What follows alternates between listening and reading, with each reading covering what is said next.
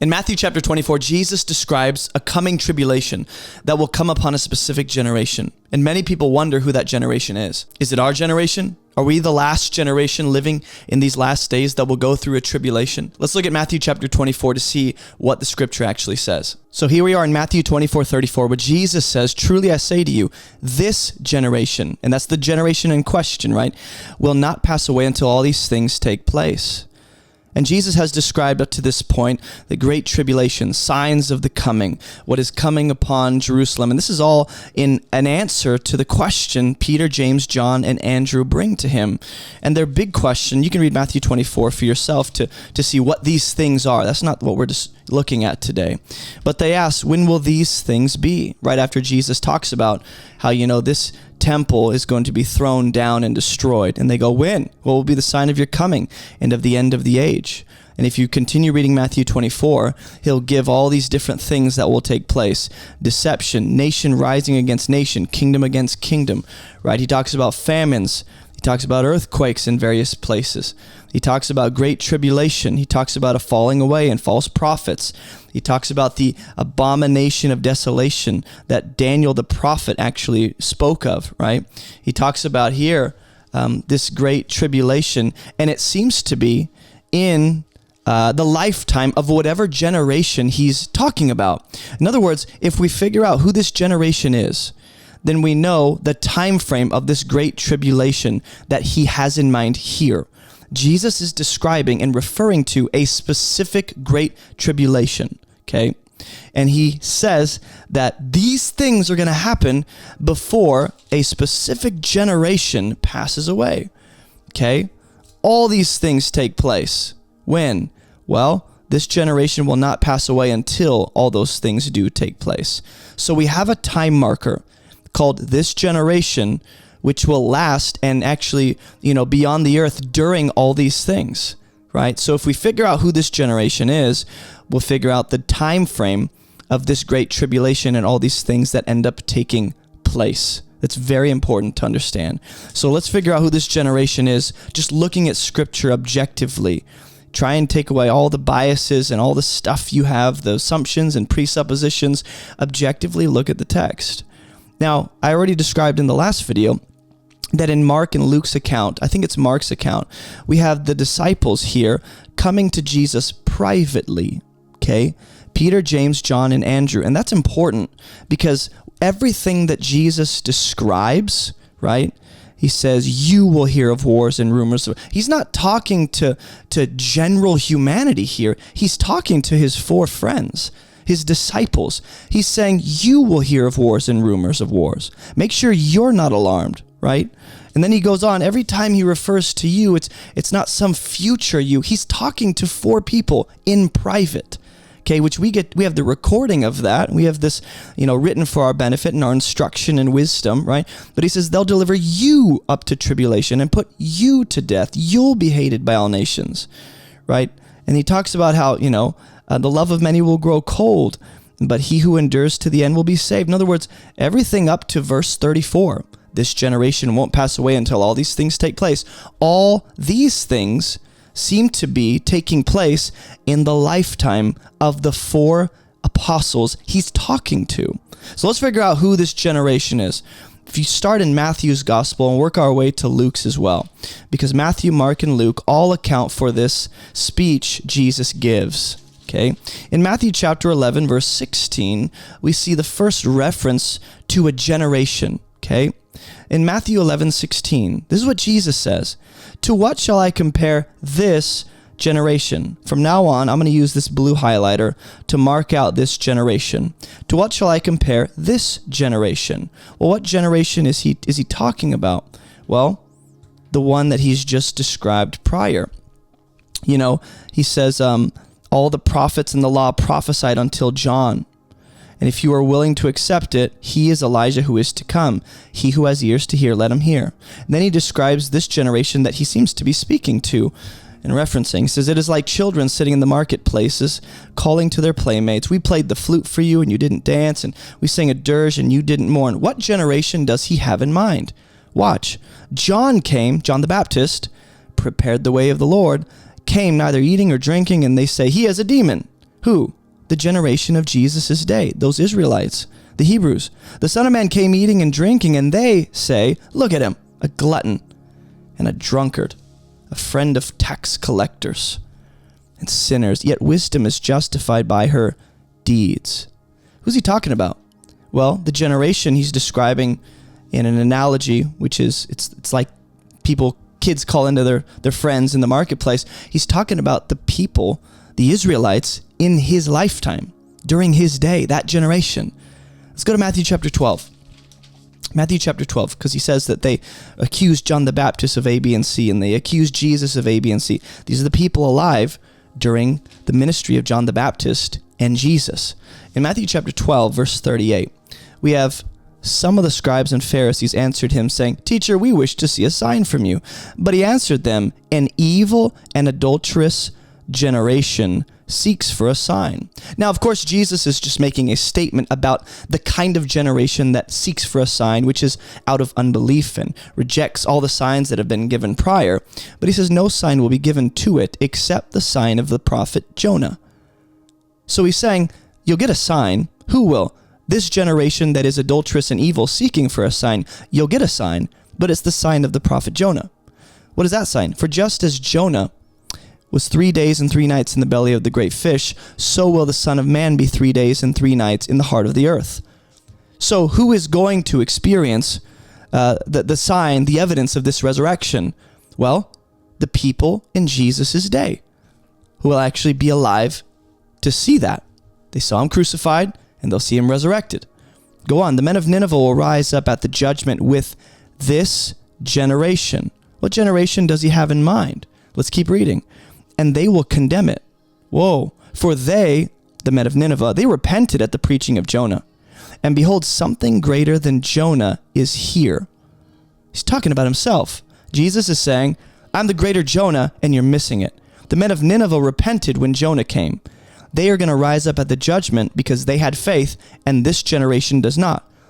You have not repented. You do not believe. You do not recognize the sign of who's in front of you, the one who's greater than Jonah. They're missing it.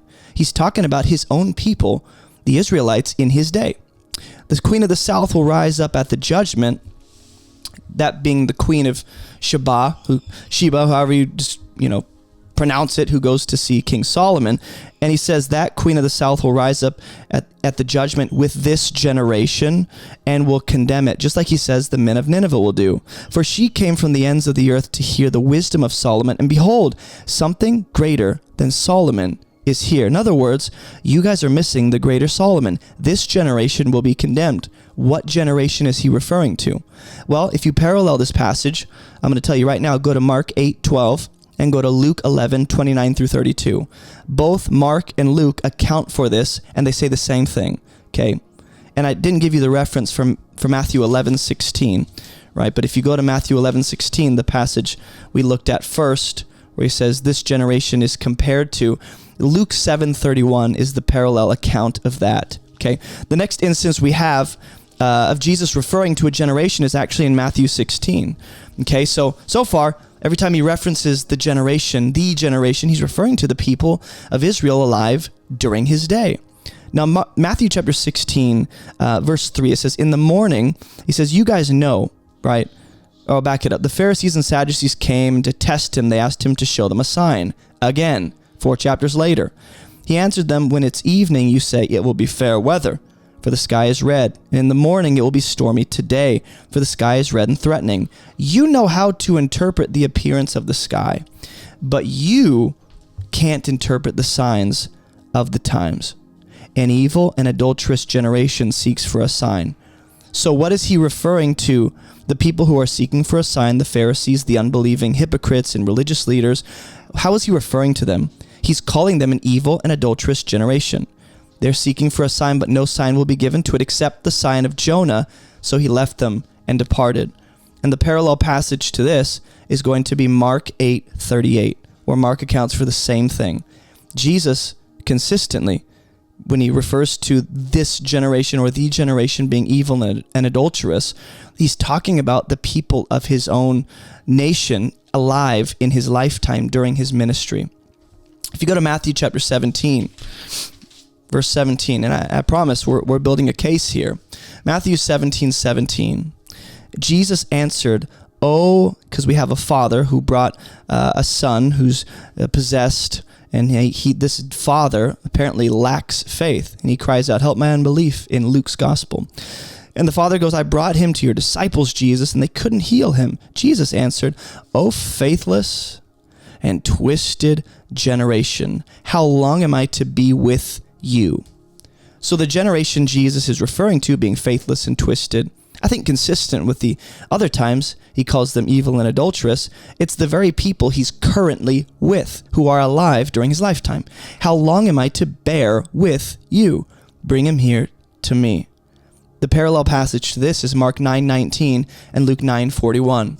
Let me take you to Matthew 23 to see what else Jesus has to say about a specific generation. Every time you see a generation referenced, besides his genealogy, it's in reference to the very Israelites, the Jewish people who are alive during his ministry and during his lifetime.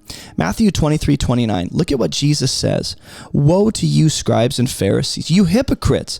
You build the tombs of the prophets and you decorate the monuments of the righteous, saying, if we had lived in the days of our fathers, we wouldn't have taken part with them in shedding the blood of the prophets. Thus you witness." What do you witness? Well, you witness against yourselves that you are sons of those who murdered the prophets. Fill up then the measure of your fathers. That's one generation. But he's talking to a different generation. "You serpents, you brood of vipers." Whoa, rough language. "How are you to escape being sentenced to hell? Therefore I send you prophets and wise men and scribes, some of whom you will kill." Who's he talking to? The self-righteous religious leaders of his day, hypocrites. "You'll crucify some, and some you'll flog in your synagogues and persecute from town to town, so that," now watch, "on you." Who's he talking to? The self-righteous hypocrites, religious leaders, Pharisees. "On you may come all the righteous blood shed on the earth, from the blood of righteous Abel to the blood of Zechariah." That's a large time frame to cover. All of that righteous blood, he's saying, is going to come on you. You will be held guilty for it, right? The son of Berechiah, Zechariah, whom you murdered between the sanctuary and the altar. Whoa. What does it mean that, they'll be held accountable or responsible or judged for the righteous blood that was shed from Abel all the way down to Zechariah? Well, he says, "Truly, I say to you, all these things will come upon" what? This generation. What generation? Some future one? Some general vague statement about the future church? No, this people he's currently talking to. The self-righteous hypocrites and religious leaders who he's saying, you are going to kill and crucify just like your fathers did. The people that I send, the apostles mainly, not just, but primarily. And he's saying all these things will come upon this generation. Now notice, right after this, he laments over Jerusalem. And in chapter 24, right after this, we have Jesus describing these things. When the apostles say, "When will these things be?" And you go, well, you can't just say these things because he said these things here. He says these things will come upon this generation. Then he talks about the destruction of the temple, which is actually going to occur during the lifetime of what generation? The people of Israel who are alive during Jesus' day. And a parallel passage to Matthew 23 right here is Luke 11:50 and 51. So by the time we get to Matthew 24:34, describing all these things that are going to take place, all the way up to this verse right here, "I say to you, this generation will not pass away until all these things take place."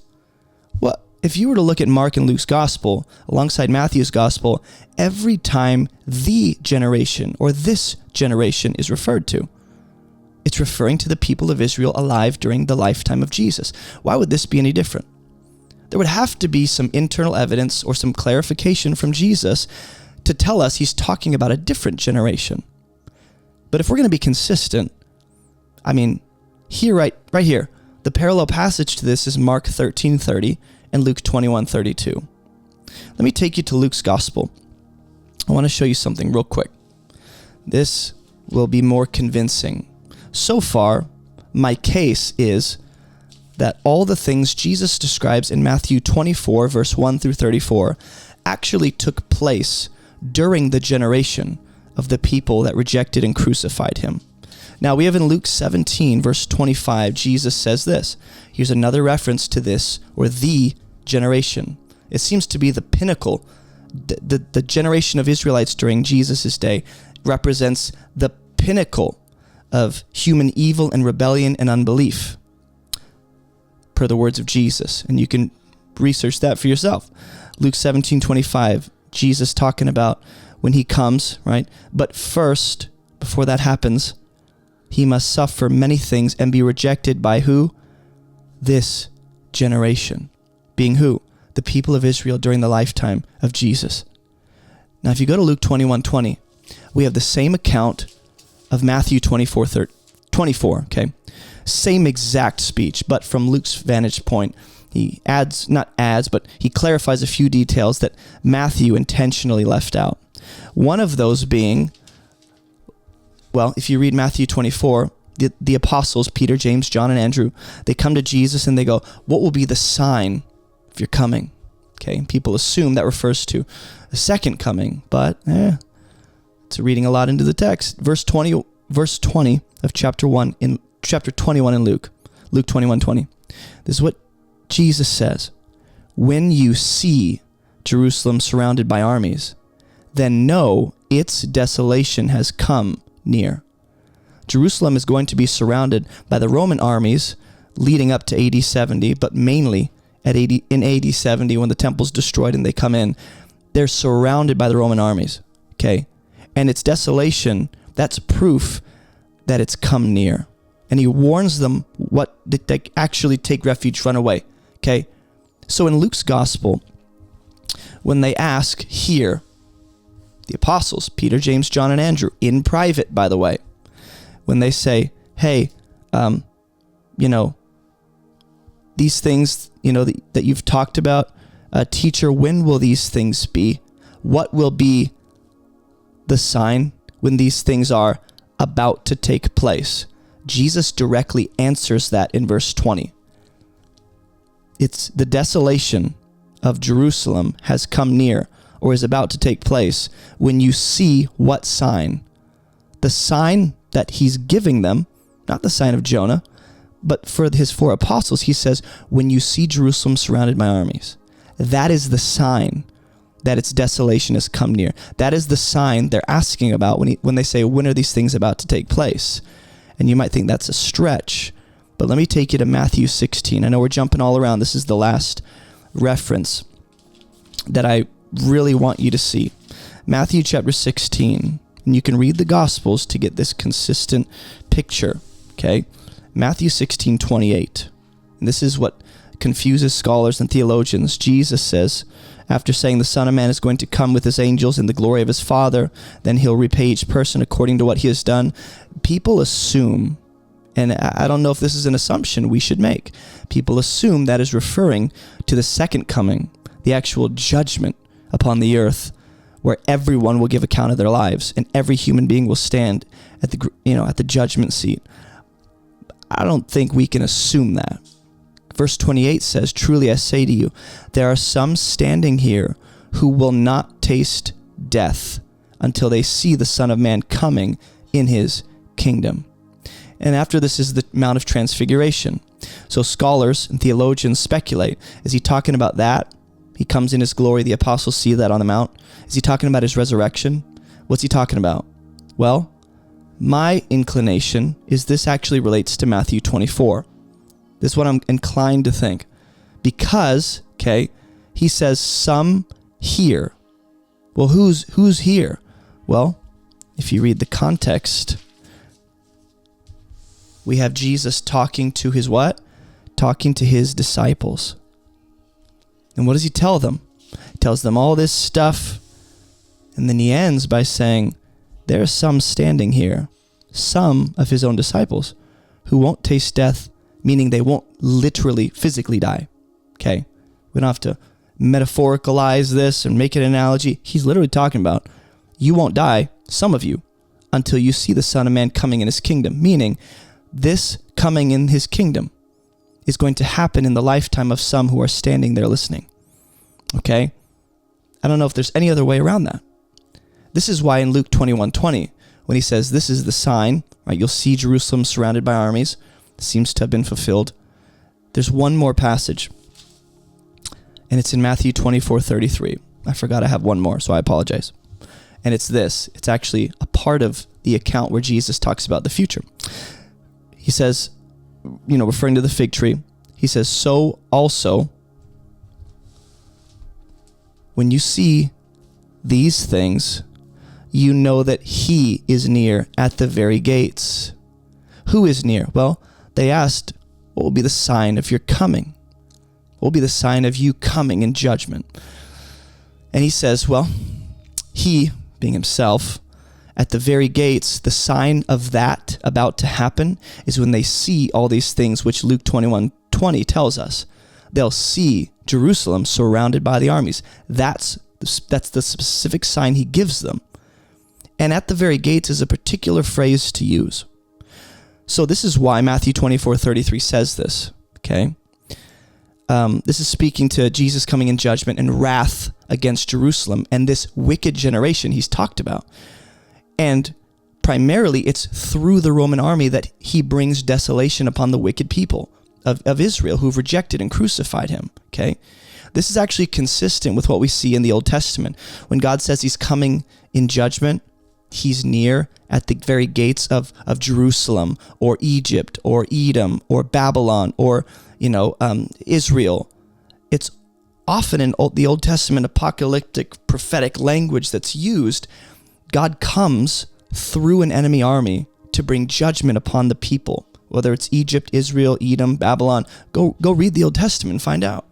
So when Jesus says, truly I say to you, this generation will not pass away until all these things takes place, it is most consistent with Matthew, Mark, and Luke's gospel to say that the generation he's referring to, no matter how ridiculous the statements he makes prior to this scene where it's like the stars haven't fallen and the sun hasn't been turned, this generation of Jesus' day, the Israelites who are alive during his ministry, they won't pass away until all the things he's described up to this point happen. That's when they see Jerusalem surrounded by the Roman armies, that's what it seems like, that's when you know he's at the very gates, bringing judgment upon the wicked generation that crucified their Savior. In other words, the tribulation that takes place in the lifetime of this generation seems to have taken place, and this is where we'll make future videos to explain this. For now, don't get mean in the comments, but know this, I think I've proven and made the case for the fact that this generation has to be.